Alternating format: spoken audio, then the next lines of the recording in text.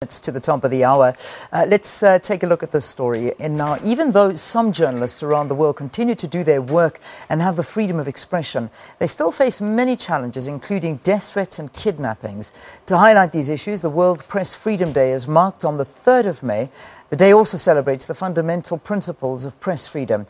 To evaluate press freedom around the world, to defend the media from attacks on their independence, and to pay tribute to journalists who have lost their lives in the exercise of their profession. To talk more about this day, we're joined in studio by Amina Frense, who is the chairperson of the Institute for the Advancement of Journalism. Amina, it's so good to see you again. Welcome. Thank you. Let's evaluate South Africa first, before we take a look at the rest of the world. How are we doing in terms of media and press freedom? A bit of context, we come from a bad past, so we enjoy, a liberal constitution. We enjoy the Bill of Rights and articles of freedom of expression. So it is there in principle, it's there in our constitution, and we celebrate it daily. But we also have challenges, as we know. I mean, these challenges creep up on us and creep up on, our media family. We've had death threats, among some of our journalists, and we've had the SABC itself. It had a break-in in its parliamentary studios with laptops mysteriously disappearing, and the journalists are still being roughed up. So I think the role of the media is important, and I think that needs to be understood. We certainly need more tolerance in South Africa as far as the role of the media is concerned, from all quarters, not only from political quarters, but also commercial, and also, from members of the public. But we're also racked at the moment, as you might know, by all kinds of things that affects other parts of the world as well. Fake news, for example, is very much up there, and it really threatens the way we practice our democracy. How we express ourselves, so we have to be very, very cautious and very, very careful. So I think the basic tenets are, good journalism, strong journalism, and that I think will withstand the test of time. Indeed, it certainly will. But it as you say, it's becoming more and more difficult, and it's very difficult to examine a global perspective of media freedom because every single country is different in their ways and their laws. But to focus on South Africa, as you have been doing, is of utmost importance to us, to the public, and to just for the freedom of thought, to know what's going on. There have been a lot of stories that had not been for the media would have completely disappeared. It's almost holding leaders to account, in a way, to have media freedom. Absolutely. We have a very noisy democracy. We have a very vibrant media. But we also have, what was mainstream media before, is not so mainstream any longer. With the advent of digitization and social media, it's a whole, celebration out there about who can say what, who is a journalist, who isn't. And I think that is where we need to be careful. So although we celebrate our freedoms, yes, we celebrate it also. That includes cartoons, very controversial ones sometimes. We celebrate that, and we're happy that we can do so. I think there are a few countries in Africa, if you like, where we need to situate ourselves on the continent, that have the freedom of expression that we have in South Africa, and we must jealously guard it. I think anybody can express himself or herself, and that is where a lot of things go wrong. I think perhaps sometimes your latent feelings of, in this particular case, racism, an ethnic division, that emerges, and that causes a whole lot of confusion. But I think the role of the media is key, is central to democracy. It is aimed at inclusivity, and I think the media should continue to publish and discuss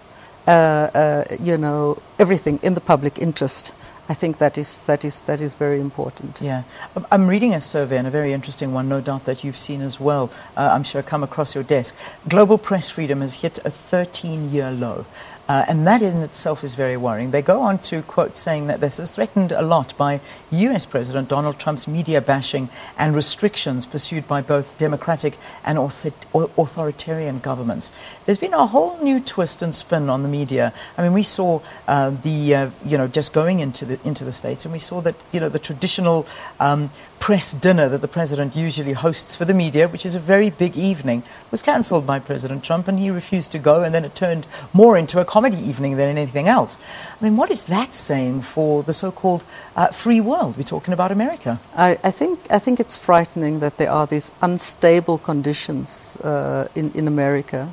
And it makes it very difficult for the rest of the world. America is regarded as the free world. But I mean, who is speaking out? Are we in South Africa speaking out enough in terms of what is happening, whether it's in America or whether there's a journalist being, held without trial, or close to 100 journalists locked up in Turkey, and so many others, whose freedom of expression is denied. How do we respond? There are international media freedom bodies. We speak out, and there's a lot of behind-the-scenes negotiations as well for these imprisoned journalists and journalists incarcerated without trial. But to come back to your question, America, I don't know. It's an unstable situation, and not ideal. I'm hoping that it will be a phase in Mr. Trump's administration, and people will retain their sanity. Yeah.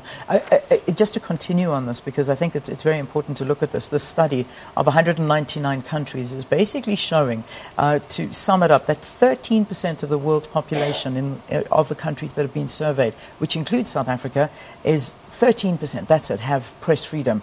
The rest is 42%. Has partly free press, and 45% live in a world where it's completely oppressed, where media freedom is not being practiced. And that's a very worrying figure if you look at that. It is shocking if you just take it closer to home. It's like perhaps a case of severe domestic violence where you can, kill your wife and children and no one would know about it. That is probably the equivalent of not having press freedom in many of those countries. People not being able to express themselves, and people seriously losing their lives and also being incarcerated in the process. But World Press Freedom Day is there, and we celebrate also the gains that we have.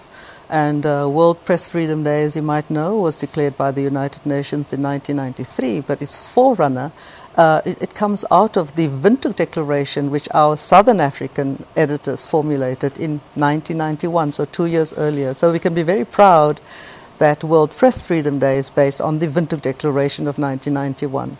So it is African. We've put it on the agenda, and I think we should continue to celebrate and defend it and pay tribute to those who have courageously lost their lives. All right, let's leave it there for this morning.